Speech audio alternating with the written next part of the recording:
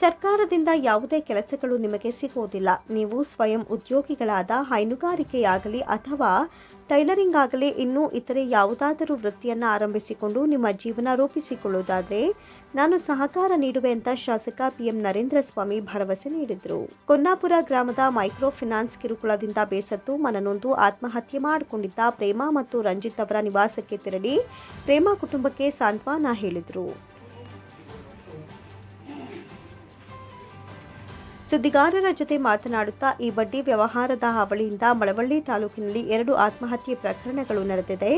ತಾಲೂಕಿನ ಮಲಿಯೂರು ಮತ್ತು ಕೊನ್ನಾಪುರ ಪ್ರಕರಣ ಆತ್ಮಹತ್ಯೆ ಮಾಡಿಕೊಂಡ ಮಹಿಳೆ ತುಂಬಾ ಒತ್ತಡದಲ್ಲಿ ಜೀವನ ಸಾಗಿಸುತ್ತಿದ್ರು ಅಂತ ತಿಳಿದು ಬಂದಿದೆ. ಪ್ರೇಮಾ ಆತ್ಮಹತ್ಯೆ ಮಾಡಿಕೊಂಡಂತಹ ಸಂದರ್ಭದಲ್ಲಿ ನಾನು ಜಿಲ್ಲಾಧಿಕಾರಿಯೊಡನೆ ದೂರವಾಣಿ ಮೂಲಕ ಮಾತನಾಡಿ ಫೈನಾನ್ಸ್ ಕಂಪನಿಯ ಏಜೆನ್ಸಿಯವರ ಮನವೊಲಿಸಿ ಆಕೆಯ ಸಾಲ ಮನ್ನಾ ಮಾಡಿಸಿ ಪರಿಹಾರ ನೀಡಲು ತಿಳಿಸಿದೆ. ಅಡಮಾನ ಬಿಟ್ಟ ಮನೆಯನ್ನ ಬಿಡಿಸಿದೆ. ಇವೆಲ್ಲವನ್ನ ಮಾನವೀಯತೆ ಹಿತದೃಷ್ಟಿಯಿಂದ ಮಾಡಿಸಿದ್ದೇನೆ. ಆಕೆಯ ಮಗನೂ ಕೂಡ ಆತ್ಮಹತ್ಯೆ ಮಾಡಿಕೊಂಡಿರೋದ್ರಿಂದ ಕುಟುಂಬದಲ್ಲಿ ದುಡಿಯುವವರು ಇಲ್ಲದ್ರಿಂದ ಕುಟುಂಬದವರಿಗೆ ತುಂಬಾ ತೊಂದರೆಯಾಗಿದೆ. ಅವರನ್ನ ಸ್ವಯಂ ವೃತ್ತಿ ಆರಂಭಿಸಿಕೊಳ್ಳಲು ಸಲಹೆ ನೀಡಿದ್ದೇನೆ. ಸ್ವಯಂ ವೃತ್ತಿ ಆರಂಭಿಸಿದರೆ ಪೂರ್ಣ ಸಹಕಾರ ನೀಡುತ್ತೇನೆ ಎಂದರು. ಒಂದು ಮೈಕ್ರೋ ಫೈನಾನ್ಸ್ ಹಾವಳಿಯಿಂದಾಗಿ ಇತ್ತೀಚಿನ ದಿನಗಳಲ್ಲಿ ಹೊಸ ಪಿಡುಗು ಈ ಒಂದು ಬಡ್ಡಿಯ ಅವಾಂತರದಿಂದಾಗಿ ಸಾಕಷ್ಟು ಜೀವಹಾನಿ ಮತ್ತು ಶೋಷಣೆಯನ್ನು ನಾವು ಕಾಣ್ತಾ ಇದ್ದನ್ನು ನಾನೇ ಪ್ರಥಮ ಬಾರಿಗೆ ಮಳವಳ್ಳಿಯಲ್ಲಿ ಇದ್ರ ಬಗ್ಗೆ ಗಮನಿಸಿದೆ.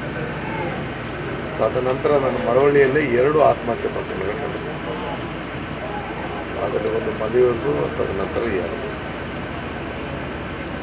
ಈ ಅಮ್ಮ ತುಂಬ ಒತ್ತಡದಲ್ಲಿ ಜೀವನ ನಡೆಸಿದ್ದಾಳೆ. ಯಾಕೆಂದರೆ ಅವಳ ಇತಿಹಾಸ ನೋಡ್ತಿದ್ದಾಗ ಕಾಣಿಸಿದೆ.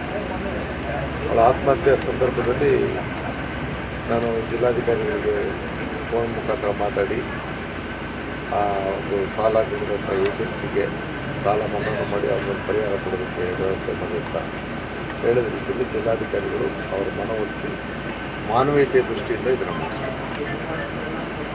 ಈಗ ಈ ಮನೆ ಅಡಮಾನ ಇದ್ದದ್ದನ್ನು ಕೂಡ ಬಿಡಿಸ್ಕೊಡೋದಕ್ಕೆ ಅದು ಕೋರ್ಟಲ್ಲಿ ವ್ಯಾಜ್ಯ ಇದ್ದರೂ ಅದನ್ನು ಅವರು ಒಪ್ಪಿಕೊಂಡು ಕೊಡುವಂಥ ಕೆಲಸ ಮಾಡಿ ಇಷ್ಟರ ನಡುವೆ ಆ ತಾಯಿ ತೀರ್ಕೊಂಡಾದ ಕಾರಣಕ್ಕೆ ಮಗನೂ ಕೂಡ ಆತ್ಮಹತ್ಯೆ ಮಾಡಿಕೊಂಡು ಬಂದಿದ್ದೀವಿ.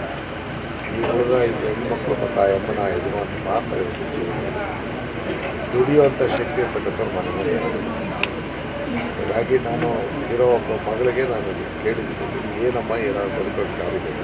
ಈ ಸಂದರ್ಭದಲ್ಲಿ ಬ್ಲಾಕ್ ಕಾಂಗ್ರೆಸ್ ಅಧ್ಯಕ್ಷ ಸಿಪಿ ರಾಜು, ಮುಖಂಡರಾದ ಕುಂತೂರು ಗೋಪಾಲ್, ಚಂದ್ರಕುಮಾರ್, ಶ್ರೀನಿವಾಸಾಚಾರಿ, ಸಾಗ್ಯ ಕೆಂಪಯ್ಯ, ಎಚ್ವಿ ರಾಜಣ್ಣ, ಶಿವನಂಜೇಗೌಡ, ಕೆಬಿ ಜಯಶಂಕರ್, ಗ್ರಾಮ ಪಂಚಾಯಿತಿ ಸದಸ್ಯರಾದ ಜಮೀಲ್ ಪಾಷಾ, ಮರಿಸ್ವಾಮಿ, ಮಂಗಳ ಸೇರಿದಂತೆ ಹಲವರು ಭಾಗವಹಿಸಿದ್ರು.